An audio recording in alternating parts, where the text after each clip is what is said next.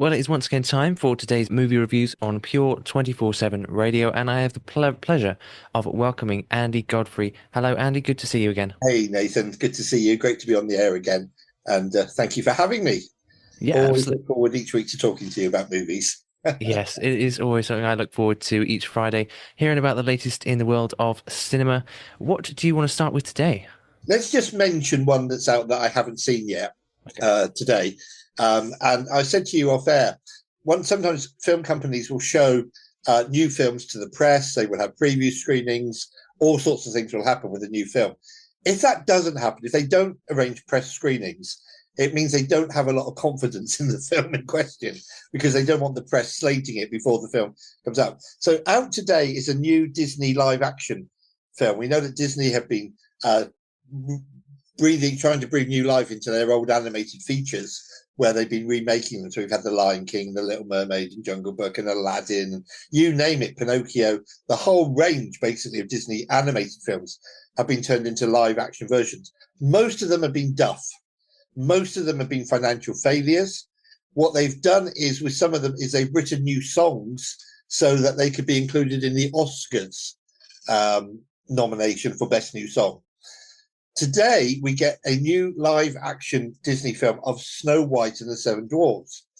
Now, this is going to be really interesting because Snow White and the Seven Dwarfs, first of all, was the very first ever full length animated feature. I don't know if you know this, Nathan, but when Walt Disney announced he was going to make a full length animated film, an hour and a half, everybody at the time told him he was nuts. People said to Walt Disney, nobody is going to go and sit through a cartoon that lasts an hour and a half. And he said, yes, they will. And they said, and people told him he was wasting his time, really, that it was a folly. And Snow White and Seven Dwarfs came out in 1938. And it was an hour and a half. Up to that point, the longest animated film had been about 15 minutes. So it was a massive hit. I mean, it was a huge hit. It wasn't long before he was just churning out, Fantasia followed and Pinocchio and Dumbo, all those films followed, all of which are now being made into live action. This film is going to be interesting. Rachel Zellweger plays Snow White, and she was the lead in Steven Spielberg's remake of West Side Story, in which she was very, very good a few years ago. But apparently there's been nothing but trouble on set. Apparently this was a very unhappy film shoot. So it's going to be really interesting to see the results. There was lots of turmoil. At one point, there was rumors that she'd walked off the set, that she didn't want anything more to do with it. And then she came back because, they wanted her back. They shot a lot of footage. And then there's some controversy because she's not strictly white. She's a mixed race lady and she's got a tan skin. And so that caused some controversy as well because Snow White's meant to be pure white, obviously. So it's going to be really, really interesting. I'll report back on it next week, and we shall see how it goes. So that's out today anyway. So I guess a lot of parents listening will say, yeah, sure. This is the one film in the cinema at the moment new film that I can take my kids to see. So I'll take them to see Snow White and the Seven Dwarfs. Hopefully it'll be good. I mean, I go into every film hoping it's going to be good. Interestingly, the original Snow White was about an hour and a half. This new one's half an hour longer. And again, this is because they stick in new songs and they write new scenes, and so they're not, so we'll see anyway. I just wanted to announce that one. And the other one I wanted to announce was, and again, we'll talk about this next week. And again, you said you'd heard of this when we were chatting off air. There is a new animated version coming out of King of Kings. Now, King of Kings was a mid-1960s film that told the story of Jesus. And in that film, John Wayne famously played the centurion at the crucifixion. And if you watch that film, it's the worst bit of acting, in my opinion, ever on screen. Because as Jesus dies in the film, as the sky goes dark, the centurion in silhouette stands there and he goes, surely this man was the Son of God, in a broad American accent. If it wasn't such a serious scene, you really would laugh. It's terrible. And the story goes that when around Hollywood was that the director came up to John Wayne and said, I want you to say it with more awe. And apparently John Wayne said, surely this man was the Son of God, and it's just a dreadful piece of acting. The film's fine. The film is perfect. It's a wonderful retelling of the story of Jesus, but it's got that dreadful moment in it, and right at the heart of the crucifixion scene. It's just terrible. So there's a new animated version coming out. I've been invited with a select number of people to, apparently, so I'm told. Why I've been selected, I don't know. Probably because I've written about films and I review for Pure and I review for Sorted, and we know the film company that's distributing it. And we got a private screening in Soho next week in London. So I'm going down and I'll be able to report back on that. So that will be an exclusive for Pure. So that's going to be good. Yeah. So some things to look forward to. I don't know if I'm looking forward to Snow White live action or not. I mean, I saw the original at the cinema last year, and it's pretty good. I mean, the original Snow White is actually quite frightening. Is it? There's a scene where she's running through the forest, and it gets really dark and really scary. And the Wicked Witch in Snow White and the Seven Dwarfs is really scary. You know, Yeah. I don't know if you've ever seen it, but I haven't actually. It's just a scary film when she's running through the forest. And I saw it in the cinema, and it was just really dark. And, you know, anyway, we'll look forward to that. I can't imagine what they've done with it, but we will see. And I'll tell you next week. So shall we look at some other new films that are out, if you're happy? Yeah, sure.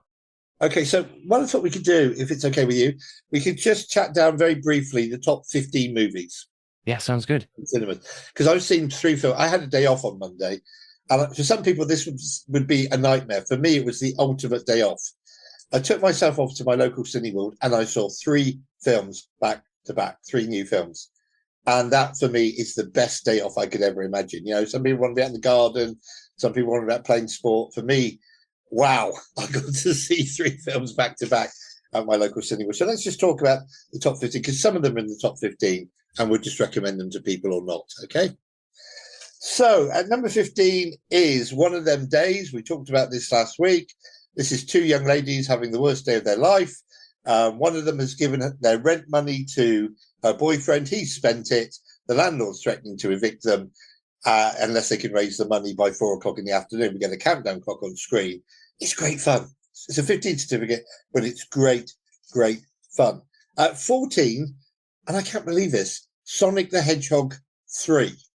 Now, this is the 12th week running it's been in the top 10 or top 15. So if you like Sonic the Hedgehog, if you're into your gaming, it's a entertaining film. I didn't really get quite into it. But, you know, Jim Carrey plays a bad guy and it's quite fun. There's a lot of fun to be had with Sonic the Hedgehog 3. At 13, we have got In the Lost Lands. Now, this was one of those films that I saw on Monday when I went for my triple bill. So this is based on a book by the creator of Game of Thrones. We are in the future. We are many, many years in the future where the Earth has been reduced to rubble following a nuclear war. And we have gangs roaming the planet looking for fuel, looking for food. Some people have been mutated by the radiation from the nuclear war and are able to do magic, actually, and able to do all sorts of. So this is pure fantasy. I mean, this is pure out there, you know. So we have a witch and a bounty hunter looking for a werewolf, and we have people looking for fuel and food. I really enjoyed it. I thought it was really entertaining. It's very dark. Again, it's 15 certificate, but it's a really out there fantasy film. A lot of my friends this week have been absolutely slating it and saying it's absolute rubbish. I'm quite happy to go against the grain on this one. I felt that In the Lost Lands was very, very good. At number 12, we've got Anora. Now, do you remember we mentioned that films that did well at the Oscars will be coming back to cinemas? So Anora is at number 12. It is a film that won the Best Picture Oscar this year. Story of a sex worker in Los Angeles who falls in love with the son of a Russian mafia guy, and he doesn't approve of the marriage. In the first half of the film, we see the 2 of them falling in love. The second half of the film, we see the young man on the run from his father, who's trying to get the marriage annulled. It's too long. I didn't think it was the best film last year by any stretch of the imagination. The Academy that votes for the Oscars did. It's there. It's a kind of crazy romantic love story. Now, 11 is a film called Opus. Now, this again was the second film that I saw on Monday on my day off. My perfect day off. Wonderful. I even had a hot dog in between. So this is a film called Opus. So this might be of interest to you guys. This is about the world's greatest pop star, who is played by John Malkovich. But nobody has heard from the world's greatest pop star in 30 years. And suddenly, an announcement is made on social media that the world's greatest pop star is coming back with the greatest album the world has ever heard. And we meet a young lady who is a music journalist for a pop magazine, and she and her editor are invited to this pop star's ranch, which is literally in the middle of nowhere, to hear this album. To be the very first, among the very first people. So they get on, they're picked up on a coach with some other music journalists. They're driven out, literally. First of all, they get on a plane, and then they're driven by coach to the middle of nowhere to this rock star's ranch where they're going to hear this album. Everything's fine when they arrive, no problem. They're welcome. They're shown to their rooms. The place is very nice. There's a nice swimming pool. It's all very luxurious. But then things start to go wrong, because what we realize is that the world's greatest rock star is actually using his ranch as a cover for a cult that he's formed. He's become a cultist, and he has adopted a very, very strange religion called leveling. And leveling is where you see God in everything. So you can worship that tree because God's in that tree. You can worship the field because you can worship your food because God's in the food. And there's a very strange ritual that these cultists go through, where we see them getting clams and forcing them open to try and find pearls inside. But every one of the members of the cult has to do so many clams in the course of a day to find the pearl. And this is part of their ritual. And this young lady begins to realize that something is really wrong. And eventually she says, I want to go home. There's something really unsettling about this, because what it builds up to is the fact that he is actually going to say to his followers on this ranch, I want you all to drink this wine, which he's poisoned, and we'll all go together into the promised land in the next life. So mass suicide. And she tries to escape. It's got a very nice twist ending. I didn't think it was great. There have been a number of films recently. There was one last year where people are invited to rich people's island or rich people's ranches and things go wrong. This is becoming a bit formulaic, but it's fine. It was entertaining. You know, when it was on, it was entertaining, but it didn't stay with me after I came out of the cinema. But it's a really entertaining film. So at number 10 is the only one in the top 15 I haven't seen, but this is actually an opera that was broadcast live. So we'll pass it over. Number 9 is The Monkey, which is a Stephen King story, a horror film, quite effective. Number 8, and again, I can't believe this, 13 weeks in the charts, Mufasa the Lion King. So we were just talking about Disney live action films.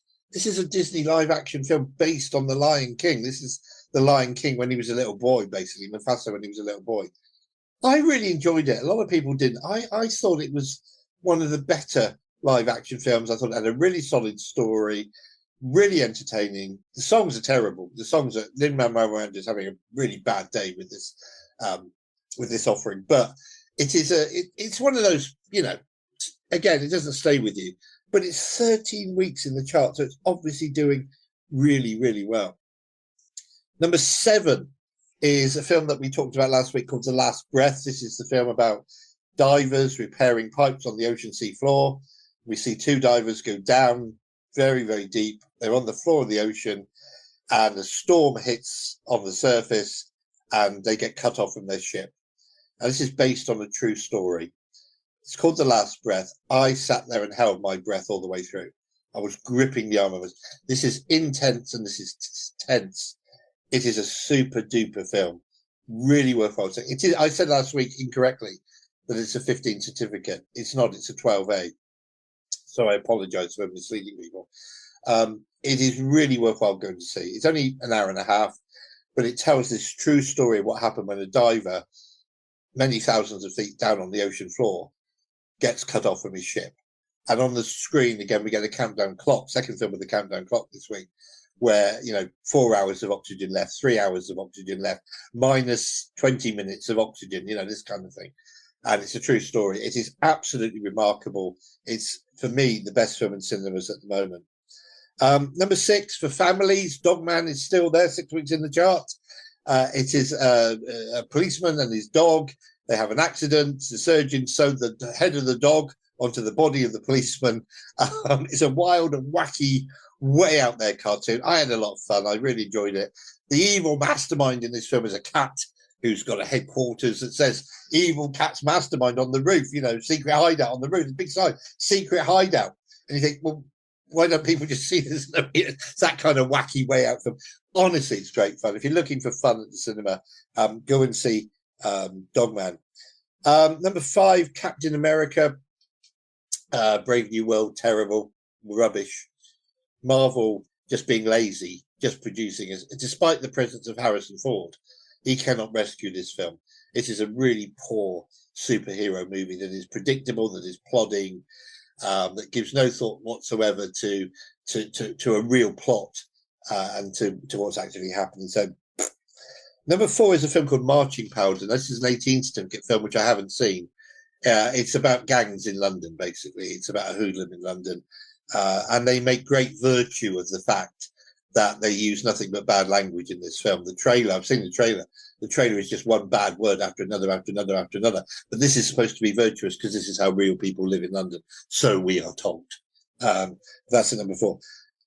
Number 3, this is the third one that I saw. So I saw Opus and I saw In the Lost Lands. This was my favourite of the 3 on Monday when I had my day off. So this is called Black Bag. And I really want to recommend this to people. It's only an hour and a half. This is, we have a husband and wife who are both spies for the British government, but they're not allowed to talk to each other about their work. So he will say to her, "Where were you this week?" And she will say, "Black Bag." And black bag means I can't tell you. Okay, it's in a black bag. I can't tell you. She says to him, "Well, what job were you on this week?" And he goes, "Black Bag." Right at the beginning of the film, the husband is approached by his boss, who says, "We've got a leak in the department. Somebody's leaking secrets to the enemy. Here is a list of the suspects." Okay. On that list is his wife. Okay. He doesn't believe for a second that she's a traitor. What he does is he arranges a meal and he invites all the people on the list back to his house for a meal, but he spikes a certain part of the salad, the dressing of the salad, and he spikes it so in the hope that the other 5 will sort of, it says to his wife, "Don't have any of the dressing, I've spiked it," because he trusts her. But the other 5 do have the dressing, and it's meant to loosen their lips, meant to get them talking, meant to get a little bit inebriated so that they begin to open up. And he's sitting there. There's this really long scene where they're at the meal, just having this meal, and he's just sitting there watching them, to see which one he thinks is the traitor by what they're saying and the way they're acting. It's superb. I mean, it's only an hour and a half. It's all talk. There's a little bit of action towards the end. But many years ago, there was a film called Tinker Tailor Soldier Spy, which had a similar sort of theme. We've got to track down a traitor in the department. That was all talk, that film. This is all talk. But the dialogue is sharp, it's witty, it's clever, it's intriguing. You can't take your eyes off the screen. You never really know which one is the traitor, or indeed if the wife is the traitor, until all's revealed right at the very end. There is so much suspense in this film. I mean, I really enjoyed it. I thought it was absolutely one of the best spy films I've seen in a very long time. So it's called Black Bag. It is a 15 certificate, but it's new in the charts, first week in the charts. But honestly, go see it. It's really good. Is that more of a whodunit then? Yeah, kind of, exactly, Nathan. Yeah, it is. And so you just don't know till all of this revealed. And there's a sort of moment of revelation. But one of these 6 people is a traitor, and he's trying to figure out which one. And it could be his wife, but he doesn't believe it is. He won't accept the fact that his wife could be a traitor, Yeah. But anyway, it unravels, and I like whodunits. I don't know about you. I do a lot. I remember watching one with Daniel Craig. I think you talked about that one, Knives Out. Yes. Yeah, I do like that was whodunits. a great film. I thought it was brilliant. I thought it was really interesting that Daniel Craig played a sort of a southern drawl. It was very interesting. It's very odd to have you only miss James Bond, and there he is with his southern drawl in this That's as a right. detective. I But yeah, mean, I do Daniel like Craig is a whodunits. very versatile actor. Yeah. We forget because of his prominence as Bond. We forget. I mean, when he was making Bond, he appeared in a science fiction film with Nicole Kidman, which was a remake of Invasion of the Body Snatchers, and again played an American, and he was excellent in that. Yeah. I mean, Murder on the Orient Express and those kind of films. Yeah. I don't know about you, I just love them. Yeah, you just lot to watch a lot of Foyle's War as All well. right, okay, That sort of thing. So it's great. I yeah, love those sort of things. It's generally quite a slow moving, like you say, more talk than action, but it's all yeah, about the intrigue and the sharp wit and the way that people are trying to tell lies or partial truths or twisted truths. It's very interesting because you want to try and work out who's in the wrong before you get exactly, to the end. yeah. And this film, Black Bag, as well, has got a great score. That sometimes scores give things away. You know, the music builds and builds and builds, and you think, something's going to happen because the Yeah. music builds.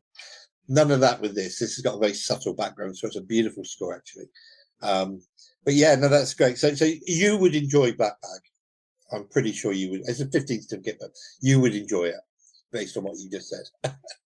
And that just leaves us with two. So at number two, we got Bridget Jones, Mad About the Boy, which I thoroughly enjoyed.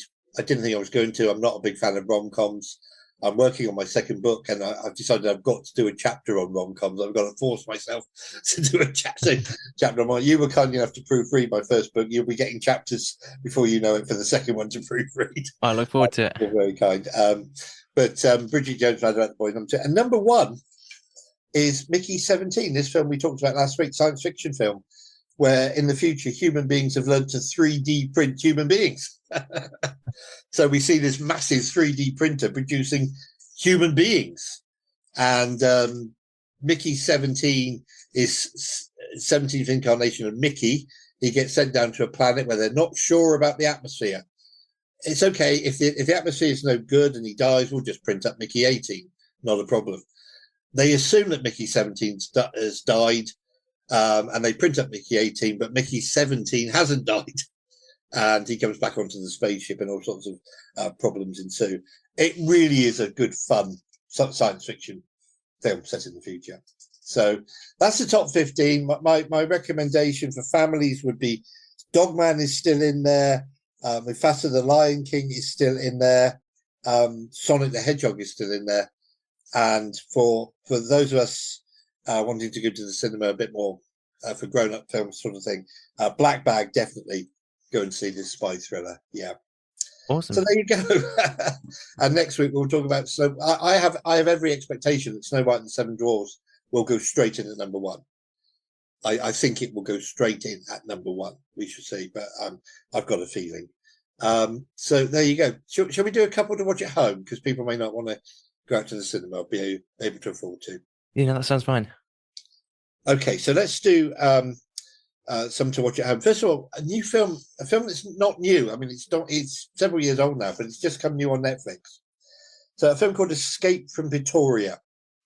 So this is set in South Africa during the apartheid regime, and we know that Nelson Mandela was imprisoned for standing up against the apartheid regime.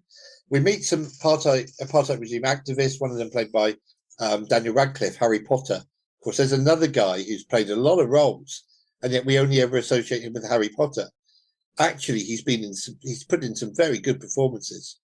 Other than Harry Potter, he was in a film called The Woman in Black, which was great. This film, Escape from Pretoria, is a true story of these activists. They were put in a secure prison, and it's a story of how they escaped. Now, I don't want to say anything about how they escaped. Some people will know the story, but they escaped in the most incredibly ingenious way you could possibly imagine. The film is captivating. It's a true story, and the way they got themselves out of prison is, you would say, if you didn't. I mean, I sat there watching it thinking, no, this can't be a true story. This is too incredible. This is too fantastic. This is too unbelievable to be a true story. It is a true story, and I've read up on it since.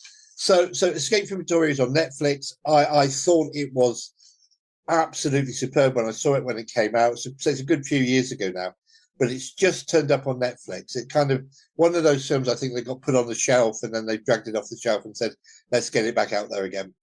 Also new on Netflix is a film called The Outrun. The Outrun. So we talked about this on the show last year. Saoirse Ronan plays a recovering alcoholic who is from the Outer Hebrides, and to escape from London and to escape from temptation of all the nightlife of London and everything. That's why she goes home. She reunites with her mother, who is a Bible-believing Christian. She reunites with her father, who is not a Bible-believing Christian and is separated from her mum. It's a brilliant story. There's one scene where she's standing in the sea, and it's like she's going to baptize herself to wash away the addiction, to cleanse herself of her past life and her past time.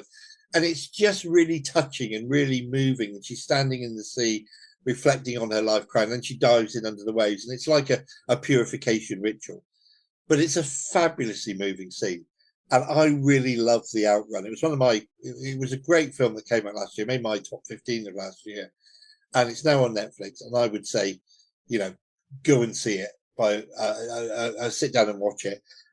There's a few family films, Mary Poppins and others that we've talked about still on the BBC iPlayer.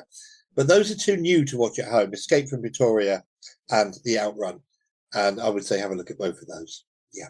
Fantastic. Thanks so much, Andy. Lots of good, great films there. The top 15 in the box office at the moment. Plenty there for everyone, I would say.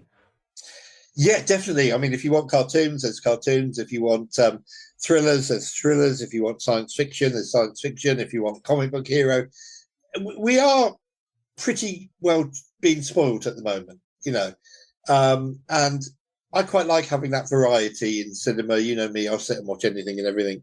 And it is good to get a bit of variety because when you go to the cinema, it's not cheap.